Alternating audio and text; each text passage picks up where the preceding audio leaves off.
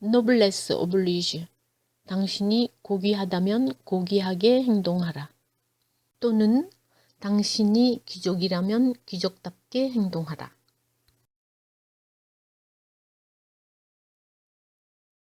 제가 10번 방송에서 톨레랑스 관용에 대해 이야기해 보겠다고 했습니다. 그 전에 오늘은 노블레스 오블리주에 대해서 먼저 짤막하게 살펴보려고 합니다. 이유는 한국에서의 노블레스 오블리주를 찾아보는 것도 의미 있는 일일 것 같다는 생각이 들었기 때문입니다. 노블레스 오블리주, 이 말을 모르는 사람은 거의 없겠죠. 우선 이 말의 어원을 살펴보겠습니다. 노블레스 오블리주는 귀족이 단순한 권리를 넘어 그런 직위를 가진 사람이라면 그 직위에 합당한 사회적 책무가 있다는 프랑스어 표현입니다. 예를 들어 자신을 둘러싼 사람들에 대한 관대함, 자신이 가진 것에 대한 사회애의 베품 같은 것이죠. 그들에게 주어진 특혜가 책임의식을 동반하도록 유도하는 일종의 사회적인 협약인 것이지요. 따라서 모든 특권은 정신적인 힘에 따라 보상받으며 도덕성은 의무 개념과 연결되어 있다라고 정의할 수 있겠습니다. 원래 노블레스 오블리주라는 표현은 중세 기사도 정신에서 유래되었다고 합니다. 중세 기사들은 일반 민중보다 다해야 할 의무가 더 많다는 교육을 받고 자라왔다고 합니다. 기사들 사이의 일종의 암묵적인 전통이었는데 18세기 중후반 기사이면서 공작이며 동시에 육군 장교였던 프랑스와 가스통 드 레비란 귀족이 이 개념을 막심 에 프레셉트, 즉 좌우명과 계율로 제시하여 19세기 초 널리 퍼졌다고 합니다.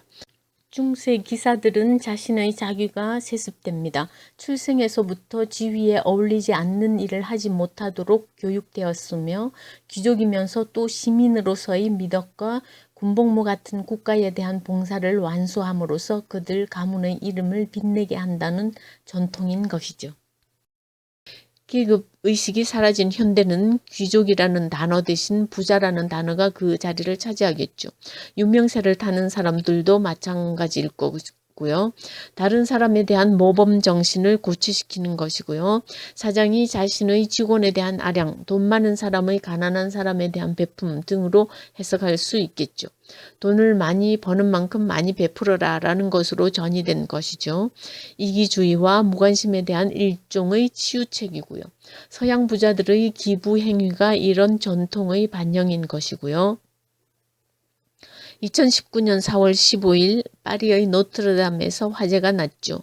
불은 다음날 16일 진화되었는데 화재가 계속되던 15시간 동안 그 장면을 지켜보는 많은 사람들에게 안타까움을 자아내게 했었죠. 제 친구 한 명이 15일 그 주변을 지나가게 되어 전화로 생생한 보고 아닌 보고를 받았던 기억이 납니다. 맹렬한 화재 중에도 정해진 매뉴얼에 따라 세상에 하나밖에 없는 보물들은 모두 구제되었습니다. 제일 먼저 구제된 보물이 예수의 가시면류관이라고 합니다.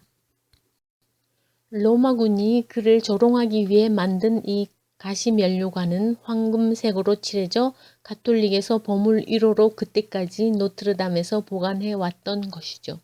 그리고 그 다음 날부터 루이비통, 로레알, 미슐랭 같은 많은 프랑스 갑부들의 기부 행렬이 시작되었고요. 물론 기부 행렬에는 일반인들의 알뜰하고 살뜰한 돈들도 보태졌습니다.